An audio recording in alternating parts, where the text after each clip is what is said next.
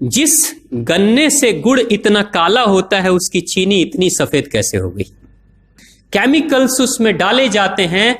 और मैं एक चीनी मिल के अधिकारी जो मैनेजर है, मैं उनकी बात आपको बता रहा हूं। उन्होंने कहा कि मुझे लगभग 12 साल हो गए चीनी मिल में काम करते हुए, और जब से मैंने काम करना शुरू कर दिया चीनी मिल में, तभी से मैंने घर में चीनी लाना ही बंद कर दिया। मैं तब से अपने बच्चों को चीनी खिलाता ही नहीं हूं, जबकि नौकरी से सैलरी वहीं से मिलती है, मगर चीनी नहीं। मैंने कहा कि आखिर कौन सी घटना घटी जिसके कारण से आपने ऐसा किया?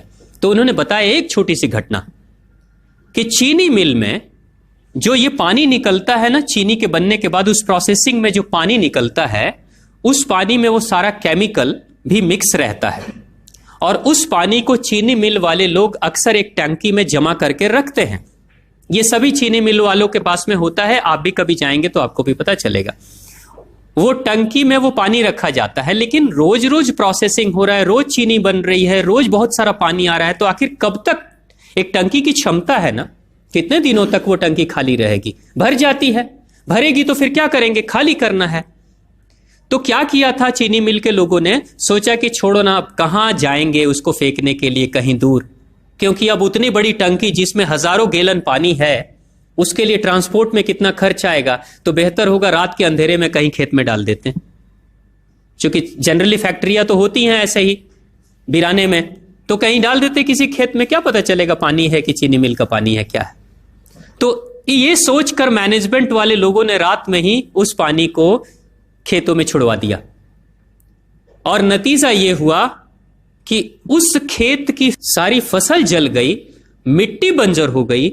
और जब किसान पता करने लगा कि आखिर क्या हुआ मेरे खेत में, जब चेकअप कराया वो मिट्टी का, तो पता चला कि इसमें तो चीनी मिल का जो वेस्ट मटेरियल है वो डाला गया है। तब उसको खबर मिली कि हां, किसी स्टाफ ने बताया कि हां, हमारे चीनी मिल से ही पानी डाला गया था आपके खेत में, और पूरी मिट्टी बंजर हो गई। उसने केस कर दिया और चीनी मिल वाले को मुआवजा देना पड़ा लाखों रुपए। तभी से वो स्टाफ कहते हैं कि जो मिट्टी को बंजर कर दे वो इंसान के शरीर में जाए तो क्या करेगी। उसी के बाद से मैंने अपने घर में चीनी लाना बंद कर दिया। और सच्चाई है, लगभग अगर आप देखेंगे तो अंग्रेजों के आने के समय अंग्रेज पहला चीनी मिल इन्होंने भारत में ही लगाया था। पहला चीनी मिल भारत में ही अंग्रेजों का लगा, और अंग्रेजों ने चीनी की शुरुआत की। भारत के लोग गुड़ खाते थे, चीनी नहीं खाते थे। उन्होंने बहिष्कार किया, बिल्कुल नहीं, लेकिन चीनी और चाय पत्ती दोनों के लिए लोगों को तैयार किया गया था। चाय पिला पिलाकर फ्री में, चीनी के लिए तैयार किया गया और चाय के लिए भी तैयार किया गया।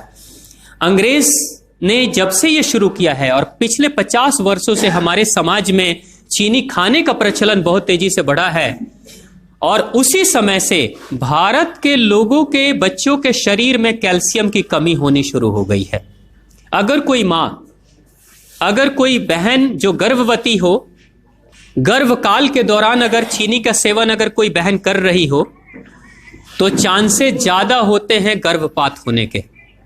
कोई मां अगर बच्चे के जन्म से पहले 1 साल पहले से ही चीनी छोड़ दे और सामान्य भोजन करे, अपना ही दूध बच्चे को पिलाए, और कम से कम 5 साल तक बच्चे को चीनी ना खिलाए, खुद को चीनी ना खिलाए, उस बच्चे को कभी भी ऑस्टियोपोरोसिस की समस्या नहीं हो सकती। कैल्शियम की कमी उसके शरीर में कभी नहीं होगी।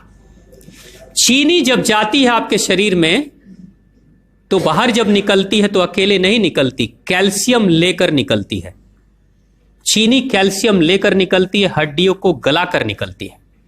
और जिसके शरीर में कैल्शियम की कमी हो जाती है, उसके शरीर में मैग्नीशियम, पोटेशियम, आयरन सबकी कमी हो जाती है। कैल्शियम वो तत्व है कि जिसके शरीर में कम हो जाए, सारे तत्व कम हो जाएंगे, और कैल्शियम की कीमत पे चीनी हम खाते हैं।